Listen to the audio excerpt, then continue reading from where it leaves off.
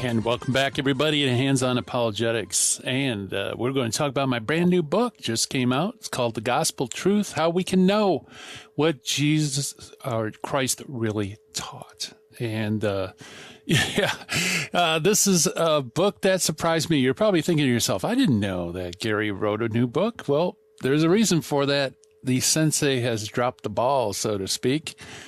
And, man, my timing's off or something went wrong, but it surprised me that it's actually out in print. So originally, the title was supposed to be Message Received, How We Can Know What Christ Really Taught. I thought that was a nice, snappy title. But they came up with Gospel Truth, and the Gospel Truth sounds pretty good to me. So I deferred, and so that's the title. How it came about is something that has been irking me for quite some time. In the field of Christian apologetics, now Christian apologetics is where you're talking to believers in God, you know, but why is Christianity unique? You know, that area. Part of that area of apologetics also involves establishing the bona fides of the Gospels and the New Testament, the sacred writings of Christians, okay? Because you have to establish these records, if you will, why they're trustworthy, why they're telling the truth, in order to establish that Jesus claimed to be the Messiah and Son of God, and he proved it through miracles. Okay, and then once you do that, you've pretty much established the uniqueness of Christianity, because no other world religion has a founder who claims to be God himself. So that's a very important area of apologetics.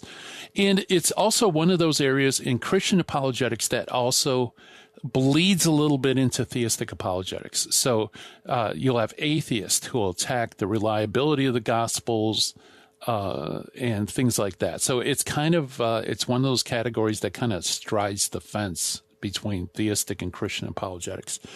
Okay, now that's not the part that always, you know, irritated me. What bothers me is this, is when I've done quite a bit of research. You know, I use a lot of Protestant sources and material. Yeah, so I'm very familiar with that. Not only that, but also on social media. I find that the Protestant defense of the Gospels is quite shallow. And what I mean by that is they try to defend the Gospels alone. You know, it's like sola scriptura. They try to defend the Gospels on their own terms, and specifically defending the Gospels as a text. I'm trying to think of how to put this in a very clear manner. In other words, what they do is they try to establish the text of Scripture as if there is no body of believers that in any way, shape, or form, the truthfulness of the text is connected to them. Okay? It's almost like, what do I want to say? It's almost like, it's very artificial. It's very shallow. And so they do a good job in terms of establishing the integrity of the text. Namely, how do we know that our copies today of the New Testament corresponds to the originals? They do a pretty good job with that. They do a pretty good job with giving some ideas as to why the text could be true. For example, they will look at authorship in terms of recording history and how close the earliest accounts of Christ, how close they are to the events they record, and that opens up the possibility of it being accurate, right? Because if there's a long gap between when Christ lived and the earliest records of what Christ said and did, that would leave open to a possibility of folklore, legend, things creeping in. So they do a good job on that area. But I think the place that they really dropped the ball is in the area of veracity. Veracity. How do we know what is recorded is actually true. Okay, let me say that again. How do you know what's actually recorded in the Gospels is true? It wasn't made up, and they're accurately recording what actually Jesus said and did, right? I mean, that ultimately is gold, right? If you can establish that, then Jesus' claims of divinity and proving by miracles, I think, is very, very easy. Now, because Protestant evangelicals tend to restrict their inquiry to text alone, manuscripts alone, history alone, I think it rings very shallow, because I think they have a really difficult time establishing the veracity of the text. Like I said, they will bring up some very good arguments that would open the door to the Gospels correctly recording things as they are, not embellishing or distorting things. But they fall short in actually demonstrating it. And so, like I said, this always irritated me, because sometimes when atheist agnostics push back against the evangelicals on this issue, sometimes it's almost a draw, right? Because I don't think the Protestant evangelical approach suffices. It's not deep enough. It's artificial. And it's artificial because it's trying to vindicate the Gospels apart from the community that produced the Gospels. And the reason they do that, folks, is because they don't really see the church as a visible, identifiable society that persists throughout history and can be identified, right? It's the church for evangelicals is an invisible collection of like-minded believers. And if that's what the church is, then the church is kind of nebulous. It can't be used to establish the veracity of the Gospels.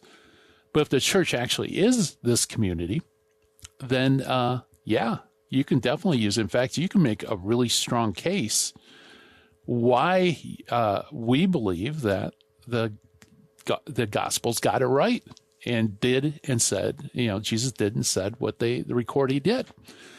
So that was the goal of my book. In fact, it's funny because Protestantism needs to deny the historic church, by and large. Because of that, they shoot themselves in the foot when it comes to vindicating the veracity of the Gospels. And interesting enough, evangelical research now is getting to the point where it's getting closer and closer to crossing that red line that makes them Protestant. In other words, it's getting to the point where they can't deny the community, the original historic community that persists throughout history, and yet they have to in order to defend themselves against atheism. And because they won't cross that Protestant red line, namely seeing the church for what it is, as a visible historic community, and that passes on information via sacred tradition, just handing on information, they won't cross that red line. And so it seriously undermines their case for the truthfulness of the gospel.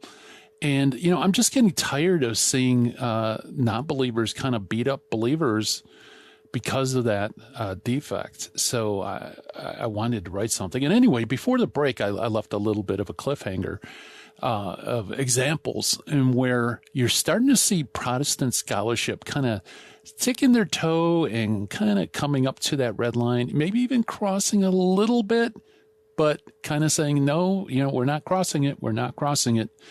If you want to see that actually happen in print, pick up a copy of Jesus and the Eyewitnesses, the Gospels as Eyewitness Testimony by Richard Bauckham. Richard Bauckham, by the way, is top-notch Protestant scholar, biblical scholar, and this book is an academic-level book.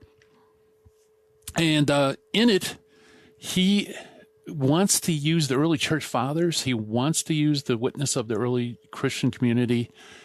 But he actually said, throughout it, he keeps saying, but we're not looking at sacred tradition. This isn't sacred tradition, but we're looking at the apostles. We're looking at witnesses. And, he's flirting with that red line, in the book in order to vindicate the Gospels.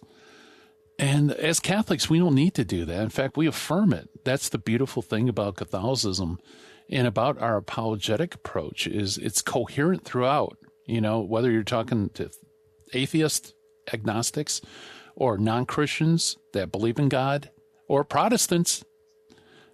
It's all the same. It's all coherent. It all fits together very nicely. And so you have this kind of incoherence, in Protestantism, where now they're kind of being forced to appeal to the early church, even though they'll deny that the early church actually hands on sacred tradition in an authoritative way. But, you need that sacred tradition in order to establish the truthfulness of the Gospels. So that's why I wrote the book. When I approached that, I wanted to use as my model the Spirit and Forms of Protestantism by Louis Bouillet, which I think is the paradigmatic apologetic work that Catholic apologists ought to follow. Because Louis Bouillet's book is, I thought, a genius, because he lays out his argument by affirming the good things that Protestants attempted to do in the Protestant Reformation. And then he showed that they failed, and then they showed that the reason why they failed was because it could only be achieved through Catholicism, which they rejected. Now, I don't use exactly that same format, but I wanted to do something similar in that I wanted to write a book that vindicates the Gospels, in which a Protestant could pick up and learn some stuff that they wouldn't have any problem with whatsoever. But eventually what the book does is it eventually moves on to vindicate the Gospels completely. And in order to do that, you have to embrace a Catholic understanding of the church, right? It can't be an invisible collection of like-minded believers. Because not only do I vindicate the truthfulness of the Gospels, but I also vindicate the integrity of the Gospels. How do we know that our copies are identical or nearly identical to the inspired originals? I also vindicate the meaning of the Gospels. This is another atheistic response to the evangelicals. Is fine, even if you can prove that the text we have today is identical to the original, apart from the question of whether it's truthful or not, how do you know that you're interpreting it correctly? You could go to one church and they'll interpret a passage one way. You go to another church, they interpret it in the opposite fashion. And there's many, many different interpretations. So even if you vindicate and establish the text of the Gospels, how do you know what the true meaning of the Gospels is? In other words, what they're saying is, look, even if you evangelicals are able to vindicate the Gospels, it's worthless, because you can interpret it any way you want. It's like a Rorschach test. So in my book, I also show how you can verify the meaning of the Gospels, at least in general. And I do all sorts of things. So I show that, we vindicate the Gospels, the truth of the Gospels, the integrity of the Gospels, the veracity, everything, all right there. All right. So I start off my book.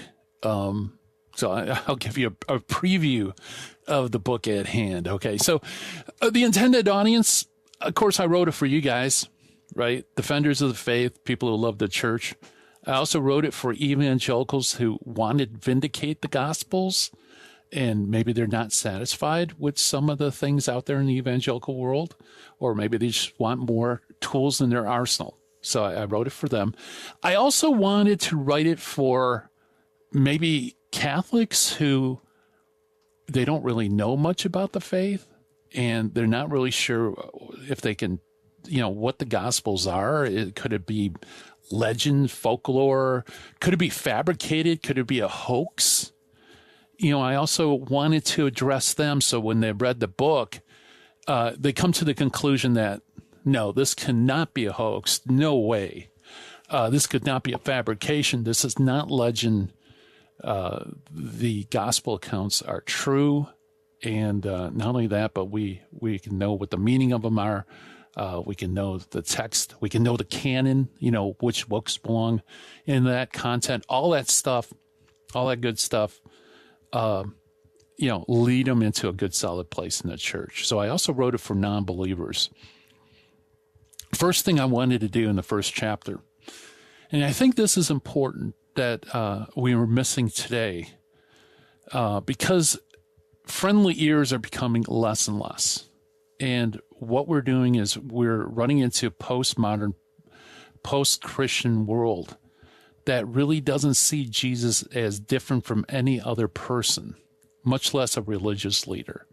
A lot of people don't even know who Jesus is. And if they ever heard the name Jesus, outside of it being a swear word, they don't see why he's anything special, right?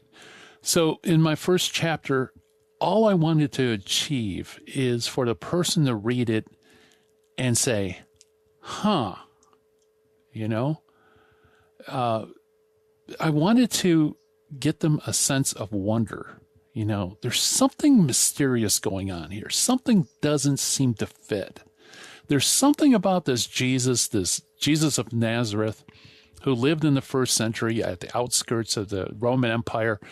Something about this fellow just is incredibly unusual, okay? Worthy of interest, worthy of investigation, right? I think that's something that all of us defenders of faith need to do. We need to instill in people, non-Catholics, non-believers, we have to get them a sense of wonder and curiosity. And trust me, there's a lot of different ways you can do that about Jesus, because Jesus is utterly unique in all of human history. When you really look at him, his claims, what he did, what he said, he is very unique. Okay. So I wanted him to the first chapter, just to get to that point, to say, you know what, this is a very curious thing, right? It's unfortunately that's the first step we need to do. Because you have all these shows on television, ancient aliens and ancient technology and all this other stuff, trying to pique people's interest, UFOs, things like that.